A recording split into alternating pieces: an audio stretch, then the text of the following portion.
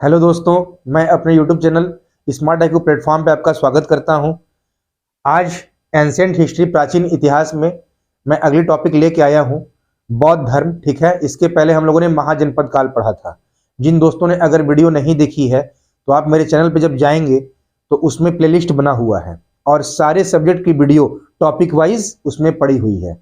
तो आप आराम से उसको देखिए, पढ़िए और फिर आगे बढ़िए। उसमें हिस्ट्री की, पॉलिटी की, साइंस एंड बायोलॉजी की, एनवायरनमेंट की, हिंदी की, इंग्लिश की सारी सीरीज चल रही है और सब मैं सिलेबस कंप्लीट कराऊंगा दोस्तों। ठीक है, तो आप वन बाय वन उसको देखते रहिए।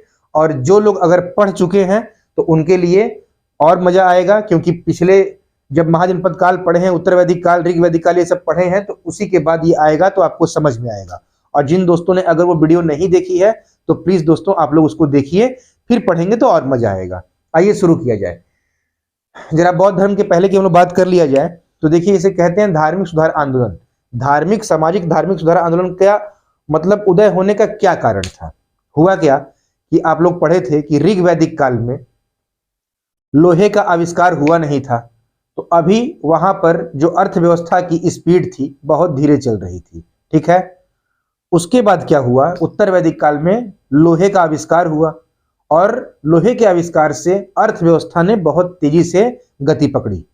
तो हुआ क्या कि जैसे अर्थ आया, तो आपको बताए थे ना कि जब अर्थ आता है तो आदमी के जीवन में तो राजनीतिक जीवन विस्तार करता है, और राजनीतिक जीवन विस्तार करेगा तो सामाजिक जीवन अपने आप विस्तार करेगा। और जब राजनीतिक सामाजिक जब आपका वर्चस्व बढ़ेगा तो फिर आप धार्मिक क्षेत्र में लगेंगे। तो हुआ यही कि उत्तर वैदिक काल में कर्मकांड की जटिलता हो गई। ठीक, समाज में तमाम प्रकार के विशेषाधिकार का प्रचलन हो गया। अब सब लोग अपने अपने वर्चस्व की लड़ाई लड़ने लगे, हम श्रेष्ठ तो हम श्रेष्ठ। ठीक है, कर्मकांड के कारण कर्मकांड इतना बढ़ा कि आर्थिक विकास की गति एकदम धीरे धीरे कमजोर हो गई, क्योंकि यहां पर समरूप विकास नहीं था, यहां का विकास एक के विकास पर निर्भर था। ठीक है, इन्हीं सब कारणों के प्रभाव से 6वीं शताब्दी ईसा पूर्व मतलब 600 ईसा पूर्व में, 600 BC में सामाजिक धार्मिक सुधार आंदोलन का उदय हुआ। अब इसको हम दो रूपों में देख सकते हैं, धार्मिक सुधार आंदोलन। ठीक है, एक था गैर ब्राह्मण धर्म से संबंधित सुधार आंदोलन और एक था ब्राह्मण धर्म से संबंधित सुधार आंदोलन। ठीक है, गैर ब्राह्मण धर्म क्या था? उसमें था आपका बौद्ध धर्म, जैन धर्म। और ब्राह्मण धर्म में क्या था? शैव धर्म और वैष्णव धर्म। ठीक है, तो देखिए, गैर ब्राह्मण धर्म से संबंधित बौद्ध धर्म, जैन धर्म, और ब्राह्मण धर्म से संबंधित वैष्णव और शैव धर्म। हम लोगों को पढ़ना है बौद्ध धर्म आज की टॉपिक में, मैं सब पे चलाऊंगा क्लास। इसके बाद अभी इस्लाम धर्म, ईसाई धर्म, वो भी टॉपिक रहेगा। इसके बाद हम हिस्ट्री के नेक्स्ट टॉपिक पे आएंगे। बौद्ध धर्म, गौतम बुद्ध, इन्हें एशिया का ज्योतिपुंज, द लाइट ऑफ एशिया कहा जाता है। ठीक है, आइए इनके बारे में पढ़ा जाए। दोस्तों, इनका जन्म 563 ईसा पूर्व में हुआ था। ठीक है, जन्म स्थान कहाँ था? तो कपिल वस्तु जो नेपाल की तराई में है, लुम्बिनी, वहीं पर हुआ था। ठीक है, तो इनका जन्म स्थान लुम्बिनी। ध्यान रखिएगा, बहुत लोग यहाँ गलती करते हैं, जब आता है ऑप्शन में आज दे देता है दोनों, कपिल वस्तु, लुम्बिनी, तो इसमें लड़के हो जाते हैं कंफ्यूज। ध्यान रखिएगा, लुम्बिनी में हुआ था, जो कपिल वस्तु के निकट तराई में पड़ता है ये क्षेत्र। ठीक है, आम्रकुंज कहा जाता है। ठीक, तो इनका जन्म स्थान लुम्बिनी, कपिल वस्तु के निकट नेपाल की तराई में, और आम्रकुंज से कहा जाता है। और कहाँ पे प्रेजेंट टाइम में? तो नेपाल में। ठीक है, बचपन का नाम इनके सिद्धार्थ था, और जो इनका गोत्रीय अभिधान था, जो गोत्र था, वो गौतम था। इसे जब इनका नाम बुद्ध पढ़ा तो पूरा नाम क्या हुआ? गौतम बुद्ध। इसी नाम से ये जाने गए। ठीक है, इसी कारण से गोत्रीय अभिधान जो था ये क्या था? गौतम था, मतलब इनका गोत्र गौतम था। ठीक है, आइए, इनके पिता का नाम क्या था? शुद्धोधन। ठीक, और ये क्या थे? क्वेश्चन करता है, तो कपिल वस्तु के शाक्य गण के प्रधान थे। ठीक है, एक शाक्य गण था वहां पे, उसी के ये प्रधान थे शुद्धोधन जी। ठीक, इनकी माता का नाम महामाया था, और ये कोलीय वंश, कोलीय गणराज्य की राजकुमारी थी, कन्या थी। ठीक है, यहां से क्वेश्चन बहुत बार पूछा है कि गौतम बुद्ध की माता जो महामाया थी किस वंश की थी? तो कोलीय वंश की राजकुमारी थी। ठीक है, अब देखिए हुआ क्या कि जन्म के 7वें दिन ही, गौतम बुद्ध के जन्म के 7वें दिन ही महामाया की मृत्यु हो गई। तो इनका पालन पोषण इनकी मौसी महाप्रजापति गौतमी ने किया था। ठीक है, तो ये क्वेश्चन ध्यान रखिएगा, पालन पोषण मौसी थी इनकी, महाप्रजापति गौतमी के द्वारा किया गया था। क्यों भाई? क्योंकि जन्म के 7वें दिन ही इनकी माता महामाया की मृत्यु हो गई थी, इनका निधन हो गया था। ठीक है। गौतम बुद्ध का विवाह 16 वर्ष की आयु में हुआ। ठीक। और किससे हुआ? पत्नी का नाम यशोधरा। यहां देखिए लोग हो जाते हैं कंफ्यूज, ये भी शाक्य कुल की थी यशोधरा। यहां क्या होता है कंफ्यूजन? महावीर स्वामी की पत्नी को नाम को लेके और गौतम बुद्ध की पत्नी का नाम लेके लोग रहते हैं कंफ्यूज। इनका यशोधरा याद रखिएगा, बड़ा है, ऐसे याद रखेंगे। गौतम बुद्ध पहले, तो पत्नी इनकी यशोधरा, और महावीर स्वामी को बाद में पढ़ रहे हैं, बौद्ध धर्म के बाद जैन धर्म, तो महावीर स्वामी की पत्नी का नाम यशोदा। ठीक है। उनका 3 अक्षर का नाम यशोदा, महावीर स्वामी की पत्नी का नाम, और गौतम बुद्ध की पत्नी का नाम 4 अक्षर का यशोधरा। ठीक है।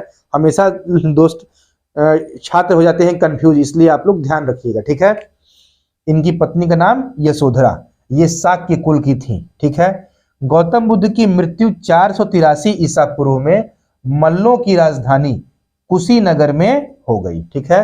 ध्यान रखिएगा, यहां से आपको कंफ्यूज करते हैं पावापुरी कुशीनगर, तो पावापुरी में महावीर स्वामी की मृत्यु हुई थी, कुशीनगर में गौतम बुद्ध की मृत्यु हुई थी। ठीक है। ये मल्लों की राजधानी थी कुशीनगर, वहीं 483 ईसा पूर्व में इनकी मृत्यु हुई 80 वर्ष की अवस्था में। ठीक।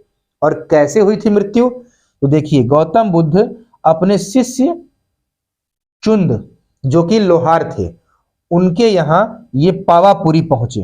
ठीक है। ये अपने जीवन के अंतिम दिनों में यहां पहुंचे गौतम बुद्ध अपने शिष्य चुंद के यहां, जो लोहार थे। ठीक, पावापुरी में। यहां इन्होंने सूकर मद्दव भोजन ग्रहण किया और उसी से ये अतिसार रोग से पीड़ित हो गए, और फिर उसके बाद ये पावापुरी से कुशीनगर चले गए। अतिसार रोग इनको हो गया था, और फिर ये पावापुरी से कुशीनगर गए, और यहां पर इन्होंने सुभद्र को अपना अंतिम उपदेश दिया था। ध्यान रखिएगा, यहां से हमेशा क्वेश्चन पूछता है कि इन्होंने अपना अंतिम उपदेश किसको दिया? आनंद को, देवव्रत को, सुभद्र को, ऐसे आपको ऑप्शन आएगा। ध्यान रखिएगा कि अंतिम उपदेश चुंद को, और चुंद एकदम नहीं होगा, क्योंकि चुंद के यहाँ ये अपने अंतिम समय में गए और वहीं पे सूकर मद्दव खाए, और फिर अतिसार रोग इनको हुआ। ठीक है। और वहां से जब ये आगे बढ़े तो पावा से चले गए कुशीनगर, और यही कुशीनगर जाके इन्होंने सुभद्र को अपना अंतिम उपदेश दिया। ठीक है। और 80 वर्ष की अवस्था में, ठीक, 80 वर्ष की अवस्था में कुशीनगर में इनकी मृत्यु हो गई, जो बताया अभी, कुशीनगर में। और बौद्ध ग्रंथों में इसे क्या कहा जाता है? महापरिनिर्वाण। ध्यान रखिएगा, गौतम बुद्ध की मृत्यु को बौद्ध ग्रंथों में कहा गया है महापरिनिर्वाण। ठीक है। अब देखिए, कालदेव तथा कौंडिन्य 2 ब्राह्मण थे। कालदेव और कौंडिन्य ब्राह्मण, ये लोगों ने भविष्यवाणी की थी।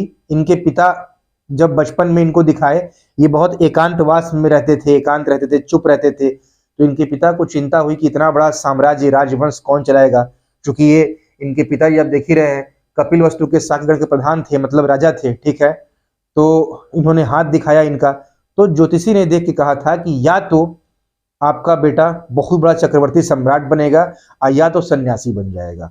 इसी कारण से इन्होंने 16 वर्ष की उम्र में ही इनकी शादी कर दी थी। ठीक है, कि गृहस्थ जीवन में आएंगे तो फिर उसके बाद ये अब आगे की अपनी सोचेंगे, और फिर एकांतवास का जीवन छोड़ेंगे और राज्य को देखेंगे। ठीक है।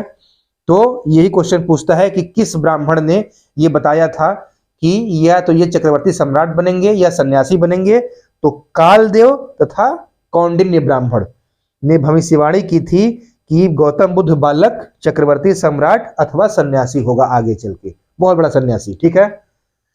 फिर देखिए, 28 वर्ष की आयु में इनके पुत्र राहुल का जन्म हुआ। ठीक है, राहुल का जन्म हुआ, और गौतम बुद्ध के जीवन संबंधी 4 दृश्य बहुत इंपॉर्टेंट है, जो हमेशा पूछता है। ठीक है। इन्होंने जब अपने राजमहल से निकले तो देखा सबसे पहले वृद्ध व्यक्ति को, ठीक, फिर देखा बीमार व्यक्ति को, फिर मृत व्यक्ति को, और फिर लास्ट में देखे प्रसन्न मुद्रा में बैठे सन्यासी को। ठीक है। तब इनके मन में क्या हुआ? ये 4 दृश्यों को देख के बैराग की भावना उत्पन्न हुई। ठीक है। ये हमेशा ध्यान रखिएगा, एक लाइन से इसको क्रम में पूछ देता है, एकदम सीक्वेंस, तो याद रहे। सबसे पहले बूढ़ा व्यक्ति वृद्ध को देखे, फिर बीमार व्यक्ति देखे, फिर मरा हुआ देखे, और बाद में देखे एक ध्यान लगाए प्रसन्न मुद्रा में योगी जी बैठे हैं, सन्यासी जी, उनको देखिए। ठीक है, तो 28 वर्ष की आयु जब इनके पुत्र राहुल का जन्म हुआ तो राहुल का अर्थ होता है एक और बंधन। अब ये समझे कि मैं एक और बंधन में पड़ जाऊंगा, इसलिए गौतम बुद्ध 29 वर्ष की अवस्था में अपने पुत्र पत्नी को छोड़ के गृह त्याग दिए और इसको बौद्ध ग्रंथों में महाभिनिष्क्रमण कहा गया है। आपसे पूछेगा कि गौतम बुद्ध ने किस उम्र में गृह त्यागा? 29 साल में। और गृह त्याग को क्या कहा गया है? तो महाभिनिष्क्रमण। ठीक है, इनकी मृत्यु को महापरिनिर्वाण कहा गया है और गृह त्याग को महाभिनिष्क्रमण कहा गया है। ठीक है, आप याद रखिएगा। बुद्ध के सारथी का नाम क्या था? तो कहीं चाण, उसी को बोलते हैं चन्ना। ठीक है, तो बुद्ध के सारथी का नाम चन्ना था, जिनको चाण कहते थे। ठीक, बुद्ध के घोड़े का नाम क्या था? तो कंथक था। जैसे हम लोग सभी लोग महाराणा प्रताप के घोड़े का नाम याद रखते हैं चेतक। ठीक है, सिकंदर के घोड़े का नाम था बहुकेफला, जिसने अपने घोड़े के नाम पर बहुकेफला नगर बसाया, निकैया बसाया। अभी आगे मैं जब पढ़ाऊंगा आपको सिकंदर का आक्रमण, उस समय पढ़ाऊंगा। ठीक है, तो उसी प्रकार गौतम बुद्ध के घोड़े का नाम कंथक था। ठीक है, कंथक।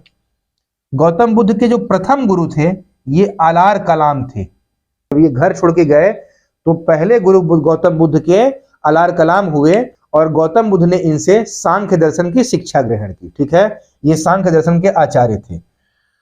गौतम बुद्ध के दूसरे गुरु, बुद्ध के द्वितीय गुरु रुद्रक रामपुत्र, और ये बुद्ध जी के द्वितीय गुरु थे रुद्रक रामपुत्र। ठीक है, अब देखिए आगे क्या हुआ। 35 वर्ष की आयु में गया में, गया बिहार में है। ठीक है, 35 वर्ष की आयु में गया में उरुवेला नामक, गया में उरुवेला नामक स्थान है, उरुवेला नामक स्थान पर निरंजना नदी, ठीक है, इसको बोलते हैं आधुनिक फाल्गु नदी। ठीक है दोस्तों, तो निरंजना नदी के तट पर पीपल वृक्ष के नीचे वैशाख पूर्णिमा के दिन समाधि की अवस्था में इनको ज्ञान प्राप्त हुआ और वह स्थान बोध गया कहलाया। जो वही गया, आज बिहार जाते हैं तो बोध गया कहा जाता है, वह स्थान बोध गया कहलाया और ज्ञान प्राप्ति के बाद ये बुद्ध कहलाए। ठीक है, ज्ञान प्राप्ति जब इनको हो गई उसी दिन से ये बुद्ध कहे गए और इनका जो गोत्र था वो गौतम था, इससे इनका पूरा नाम हो गया गौतम बुद्ध। ठीक है, इनके एक अन्य नाम मिलते हैं तथागत। ज्ञान प्राप्ति के बाद ही इनको तथागत भी कहा गया, जिसका अर्थ होता है सत्य है ज्ञान जिसका। ठीक है, तथागत का अर्थ कई बार पूछ देता है कि गौतम बुद्ध का नाम तथागत है, उसका अर्थ क्या होता है? सत्य है ज्ञान जिसका। फिर बुद्ध का एक और नाम मिलता है शाक्य मुनि। ठीक है दोस्तों, तो उम्मीद करता हूं कि यहां तक आप लोगों को ये बातें समझ में आई होंगी। ठीक है, इसकी मैं नेक्स्ट वीडियो अब जल्द लेके आऊंगा, आप यहां तक पढ़िए। इसके बाद अभी बहुत फैक्ट बचे हुए हैं कि गौतम बुद्ध ने अपना पहला उपदेश कहाँ दिया, सबसे अधिक कहाँ दिया, किस भाषा में दिया, फिर गौतम बुद्ध के 4 आर्य सत्य, इनके अष्टांगिक मार्ग, फिर गौतम बुद्ध की मृत्यु के बाद गौतम बुद्ध 2 भागों में बट गया, हीनयान महायान। ठीक है, तो ये मैं अगली वीडियो में आपको लेके आऊंगा। ठीक है दोस्तों, इसको आप 2 बार 3 बार देखेंगे तो आपको फैक्ट एकदम गहराई से बैठ जाएगा, आप भूलेंगे नहीं। की पॉइंट होता है दोस्तों, देखिए पढ़ना है तो कैसे पढ़ते हैं। ठीक है, गौतम बुद्ध के पिता का नाम शुद्धोधन था, माता का नाम महामाया था, इनकी पत्नी यशोधरा। कुछ नहीं, सीधे कीवर्ड पढ़िए, कीवर्ड को पकड़िए। पिता शुद्धोधन, माता महामाया कोलीय वंश की, पत्नी यशोधरा साकी गण की। ठीक है, उसके बाद 16 वर्ष की आयु में शादी, पुत्र राहुल, राहुल का अर्थ एक और बंधन, 28 साल में पुत्र हुआ। 29 साल में इन्होंने अपना घर छोड़ा, उसको महाभिनिष्क्रमण कहा जाता है। घर छोड़ने के बाद इनको पहले गुरु मिले आलार कलाम, वैशाली मिले, सांख्य दर्शन के आचार्य थे, बुद्ध जी ने उनसे सांख्य दर्शन की शिक्षा ग्रहण की।